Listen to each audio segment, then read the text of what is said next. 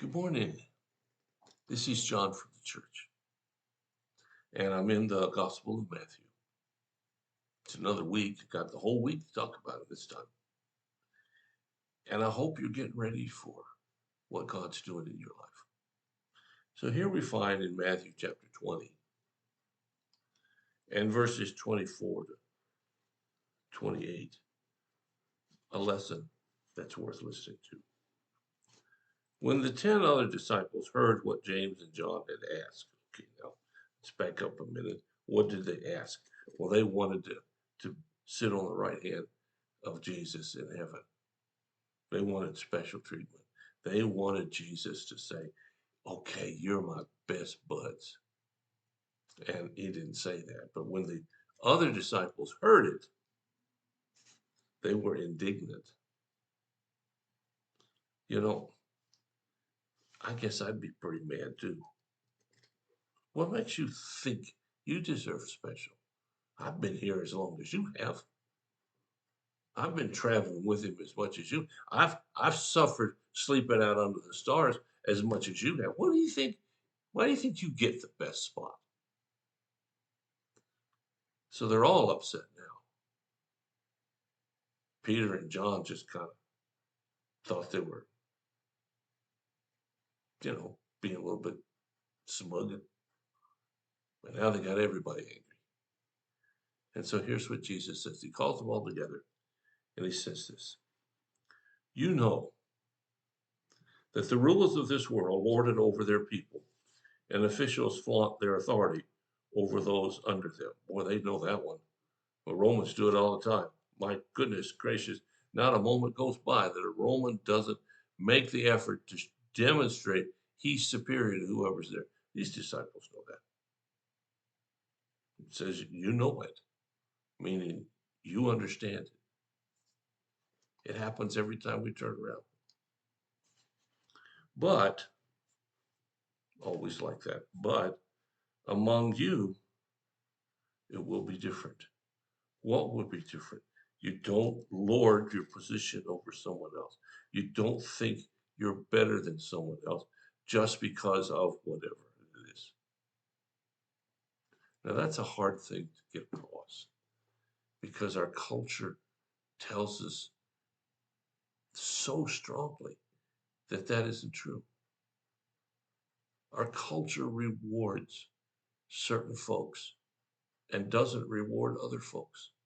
And maybe you're in the midst of one of those cycles where you are just really downtrodden, hardly hold your head up because you've been stomped on so much, and the fake people who are stomping know that they have the right to stomp.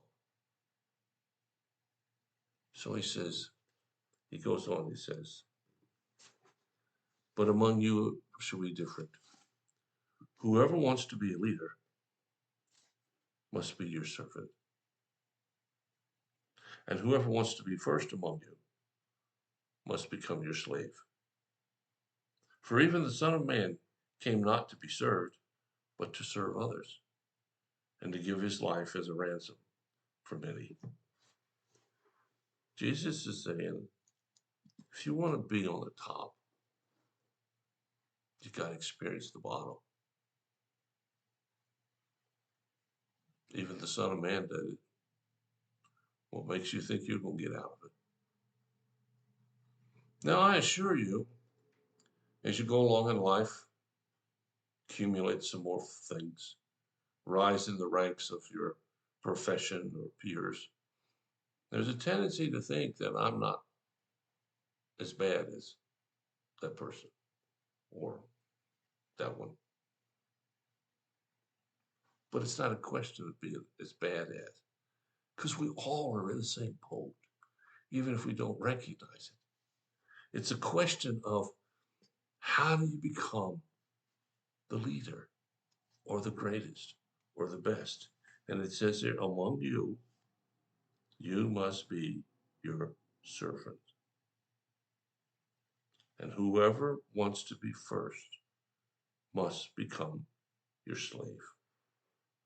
And he goes on to say that even the Son of Man is doing that and giving his life a ransom for everybody else.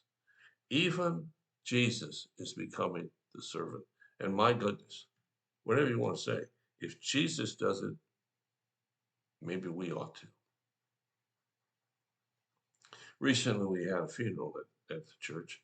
I I wasn't involved in it. It was a man who preceded me many years ago. So I didn't have anything to do with the funeral, and that's okay. Didn't expect to,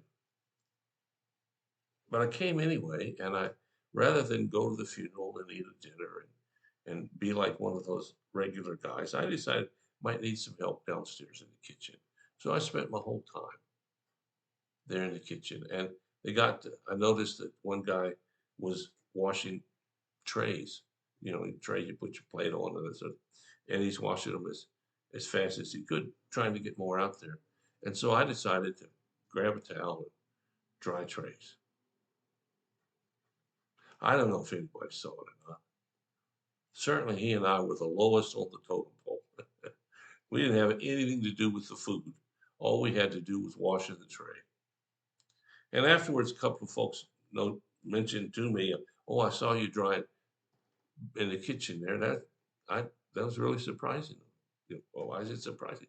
Anybody can dry trays, I think. Doesn't take a lot of skill. Doesn't take a lot of practice.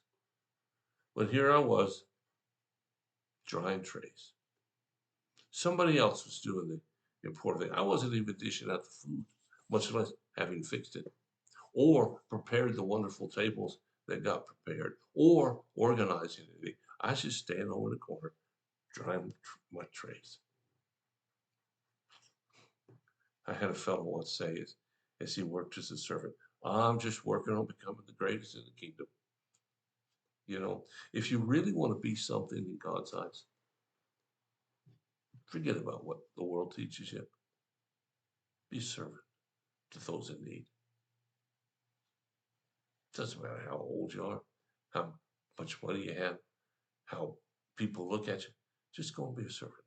Even President Jimmy Carter, after being president, probably the most prestigious job in the world, went out and built houses for Habitat for Humanity, for poor people and people he'd never known. Even he did that.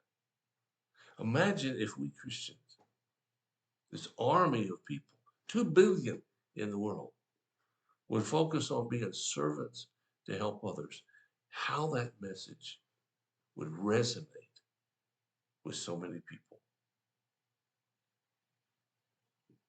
Here, Jesus ends this passage by saying, "Even the Son of Man came not to be served, but to serve." What can you do to serve today? I don't care where you are in life. Even if you're a depressed person hanging on, thinking that tomorrow you might end your life, you still can serve today. And if you do start serving, your depression will get better. Yep. I know it doesn't seem like it worked that way, but it will. The more we serve, the better we become.